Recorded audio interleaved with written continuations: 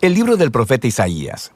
En el primer video exploramos los capítulos 1 al 39, que fue el mensaje de juicio y esperanza de Isaías para Jerusalén.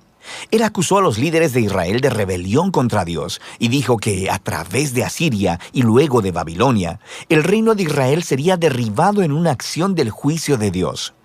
Así que el capítulo 39 concluyó con Isaías prediciendo la caída de Jerusalén y el exilio en Babilonia. Y 100 años después de Isaías, tristemente, todo esto vino a suceder.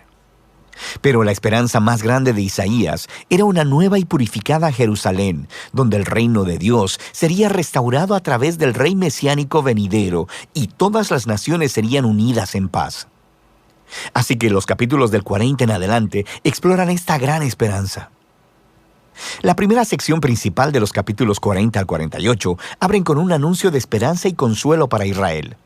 Se le dice al pueblo que el exilio en Babilonia ha terminado y que el pecado de Israel ha sido tratado. Una nueva era está comenzando. Así que todos deben regresar a casa en Jerusalén, donde Dios mismo traerá su reino y todas las naciones verán su gloria. Ahora, detengámonos un momento porque este anuncio inicial hace que surja una gran pregunta. ¿Quién está diciendo todo esto? ¿La voz de quién estamos escuchando en estas palabras de esperanza? La perspectiva del profeta en estos capítulos es la de alguien que está viviendo después del exilio. En otras palabras, en el tiempo descrito por Esdras Nehemías. Pero Isaías murió 150 años antes que todo eso. Así que, ¿qué se supone que entendamos con todo esto?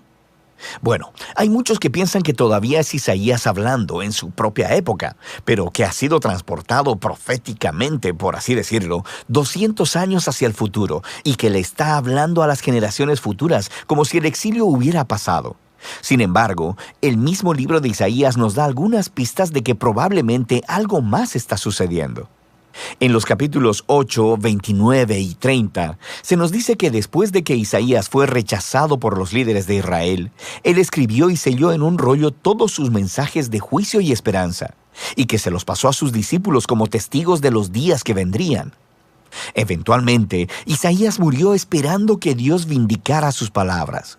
Ahora, recuerda, los capítulos del 1 al 39 fueron diseñados para mostrarnos que las predicciones de juicio de Isaías fueron cumplidas en el exilio. Él es un verdadero profeta. Así que, después de que el exilio ha terminado, los discípulos de Isaías, quienes han atesorado sus palabras por tanto tiempo, abren el rollo y comienzan a aplicar sus palabras de esperanza a su propia época.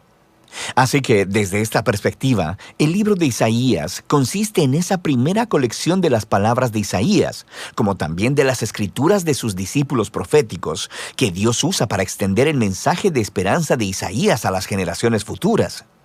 Cualquiera que sea tu perspectiva, todos están de acuerdo en que estos capítulos están anunciando que la esperanza futura ha llegado, que Dios está cumpliendo las promesas proféticas de Isaías. Así que el profeta espera que Israel responda, convirtiéndose en siervos de Dios. Esto es, que después de experimentar la justicia y misericordia de Dios a través de la historia, comiencen a compartir con las naciones quién es verdaderamente Dios. Pero eso no es lo que está sucediendo. En lugar de dar testimonio a las naciones, Israel se está quejando y aún acusando a Dios. Ellos dicen, el Señor no pone atención a nuestros problemas. De hecho, está ignorando nuestra causa. El exilio en Babilonia, de forma entendible, ha provocado que Israel pierda la fe en su Dios. Quiero decir, quizá Él no es tan poderoso. Quizá los dioses de Babilonia son más grandes que nuestro Dios. Así que el resto de estos capítulos, del 41 al 47, están diseñados como si fueran una escena de juicio. Dios está respondiendo a estas dudas y acusaciones con los siguientes argumentos. Primeramente, Él les dice que el exilio a Babilonia no fue causado por una negligencia divina. Más bien, fue divinamente orquestado como un juicio por el pecado de Israel. Y segundo, fue por causa de Israel que Dios levantó a Persia para conquistar a Babilonia, para que pudieran regresar a casa, cumpliendo así las palabras de Isaías. Así que la conclusión correcta a la que Israel debería llegar es que su Dios es el rey de la historia, no los ídolos de las naciones. En la caída de Babilonia y el ascenso de Ciro, el rey de Persia, Israel debería ver la mano de Dios obrando y, por tanto, convertirse en sus siervos, diciéndole a las naciones quién es Él. Pero para el final de este juicio, en el capítulo 48, nos encontramos con que Israel es tan rebelde y dura de corazón como sus ancestros. Así que Dios los descalifica como sus siervos, pero Dios todavía está en la misión de bendecir a las naciones. De manera que el profeta dice que Dios hará algo nuevo para resolver este problema, lo que nos lleva a la siguiente sección, del 49 al 55. Se nos presenta una figura llamada el siervo de Dios, quien cumplirá la misión de Dios y hará lo que Israel no ha podido hacer.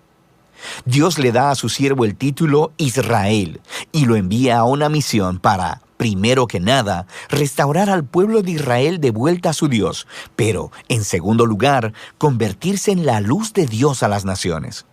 Y se nos dice que este siervo es empoderado por el Espíritu de Dios para anunciar las buenas nuevas y llevar el reino de Dios a todas las naciones. Suena justo como el rey mesiánico de los capítulos 9 y 11, pero luego se nos dice la forma sorprendente en que el siervo traerá el reino de Dios. Él será rechazado, golpeado y al final asesinado por su propio pueblo. En realidad, mientras está siendo acusado y sentenciado a muerte, está muriendo por el pecado de su propio pueblo. El profeta dice que la muerte del siervo es un sacrificio de expiación por la maldad y rebelión del pueblo. Y luego, después de su muerte, de repente, el siervo está vivo otra vez. Y escuchamos que, por su muerte, Él proveyó un camino para hacer justas a las personas. Esto es, para ponerlos en una relación correcta con Dios. Así que esta sección concluye describiendo dos maneras en que las personas pueden responder al siervo. Algunos responderán con humildad y se volverán de sus pecados y aceptarán lo que el siervo de Dios hizo a su favor. Estas personas son llamados los siervos y también la semilla. Recuerda la semilla santa del capítulo 6. Estos son los que experimentarán la bendición del reino mesiánico, pero hay otros a los que simplemente se les llama los impíos. Ellos rechazan tanto al siervo como a sus siervos, lo que nos lleva a la sección final del libro, del capítulo 56 al 66, donde los siervos heredan el reino de Dios. Estos capítulos están hermosamente diseñados con una simetría que une a todos los temas del libro. Justo en el centro están 3 hermosos poemas que describen cómo el siervo empoderado por el Espíritu está anunciando las buenas nuevas del reino de Dios a los pobres. Y él reafirma todas las promesas de esperanza que vimos en este libro. La nueva Jerusalén, habitada por los siervos de Dios, será el lugar desde donde la justicia, la misericordia y la bendición de Dios fluirán hacia todas las naciones del mundo. Y rodeando estos poemas están 2 largas oraciones de arrepentimiento, donde los siervos confiesan el pecado de Israel y se lamentan de toda la maldad que ven en el mundo que les rodea. Así que le piden a Dios que los perdone y que su reino venga aquí a la tierra en la misma forma como está en el cielo. Ahora, en cada lado de estas oraciones se encuentran colecciones de más poemas que contrastan el destino de los siervos con el de los impíos que los persiguen. Dios dice que traerá su justicia sobre todos los que contaminan su buen mundo con maldad, egoísmo e idolatría, y que los excluirá de su ciudad para siempre. Pero los siervos, aquellos que son humildes delante de Dios y quienes se arrepienten y reconocen su propia maldad, estos son perdonados. Y ellos heredarán la nueva Jerusalén, la cual descubrimos que es una imagen de esta creación completamente renovada, donde la muerte y el sufrimiento se han ido para siempre. Y esto nos lleva al marco externo de esta parte del libro. En este mundo renovado por el reino de Dios, personas de todas las naciones son invitadas a venir y a unirse a los siervos de la familia del pacto de Dios, de modo que todos puedan conocer a su Creador y Redentor. Y así, el libro de Isaías termina con una visión muy grande del cumplimiento de todas las promesas del pacto de Dios. A través del sufriente rey siervo, Dios crea una familia del pacto proveniente de todas las naciones, quienes esperan la esperanza de la justicia de Dios mediante una creación renovada, donde el reino de Dios finalmente viene a la tierra como existe en el cielo. Y esa es la muy poderosa esperanza del libro de Isaías.